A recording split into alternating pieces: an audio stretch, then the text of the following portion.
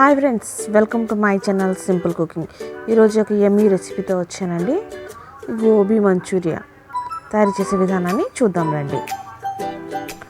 కాలీఫ్లవర్ని cut చేసి ఉప్పు నీళ్ళలో బాగా కడిగి శుభ్రం చేసి పక్కన పెట్టుకున్నానండి. ఒక బౌల్లో 2 గ్లాసులు వాటర్ పోసుకొని నీళ్ళు కొత్త మరిగే వరకు మరిగించి అందులో ఈ కాలీఫ్లవర్ మొక్కలు వేసి 5 నిమిషాల పాటు ఉడికించుకున్నానండి.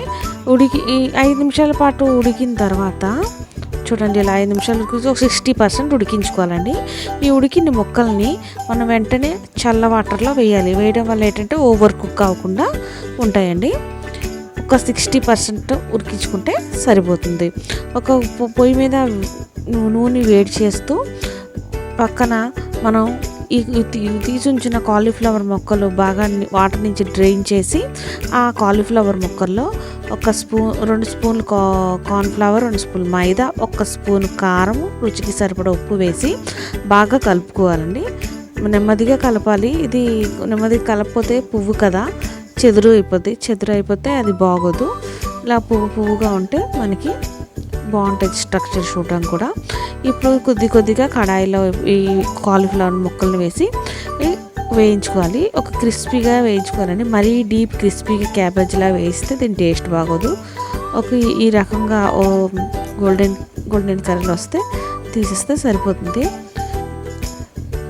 తీసి పక్కన ప్లేట్లో పెట్టుకున్నానండి.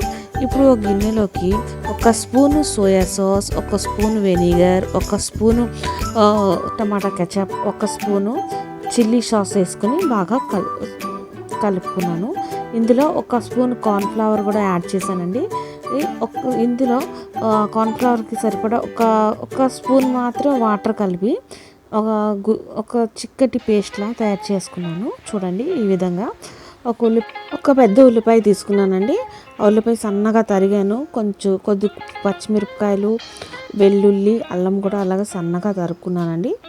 కాలీఫ్లవర్ని ఫ్రై చేసి ఇలాగ పక్కన పెట్టుకున్నాను. అదే కడాయిలో కొద్దిగా నూనె పోసుకొని వెల్లుల్లి, పచ్చిమిరపకాయ, అల్లం, ఉల్లిపాయలు వేసి బాగా వేయించుకున్నానండి. ఈ రెసిపీకి అయితే అన్నీ సన్నగా తరుక్కుంటే చాలా బాగుంటుందండి. మనం తినేటప్పుడు చూడడానికి చాలా బాగుంటుంది. ఈ ఉల్లిపాయలు ఇవన్నీ వేసి బాగా వేయించుకున్నాను. ఈ వేగిన ఈ ఉల్లిపాయలు ఈ మిశ్రమంలో మనం చూడండి కొంచెం పింకిష్ కలర్లో వచ్చే వరకు వేయించుకోవాలి. మరీ డీప్గా వేయించుకోని అవసరం లేదు. ఇప్పుడు చూడండి, ఈ మాదిరిగా వేగితే సరిపోతుంది. ఇప్పుడు ఇందులో మనం కలిపించుకున్న సోయా సాసు, సాసుల మిక్స్చర్ని వేసుకొని ఫ్లేమ్ని మీడియంలో పెట్టుకొని నెమ్మదిగా కలుపుతూ ఉండాలండి. ఆల్రెడీ మనం దీంట్లో కార్న్ఫ్లవర్ వేస్తాం కాబట్టి హైలో పెడితే కడాయి కంటికిపోద్ది, ఒక జామ్ లాగా. మనం ఏంటంటే దీన్ని మీడియంలో పెట్టి అలా కలుపుతూ ఉండాలి. ఇక ఒక 2 to 3 మినిట్స్ వేయించుకుంటే ఇది చిక్కగా దగ్గరగా మనకి తెలుస్తుందండి.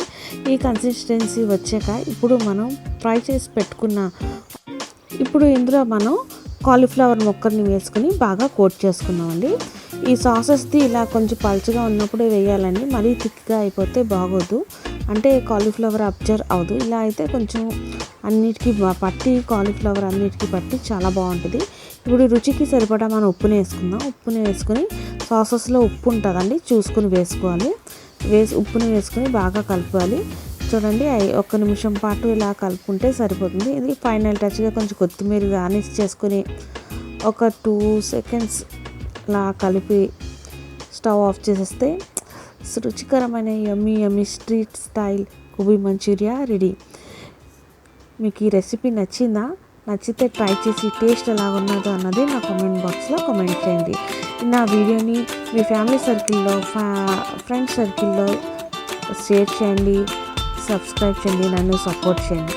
మళ్ళీ ఒక మంచి వీడియోతో మీ ముందుకు వస్తాను. బాయ్.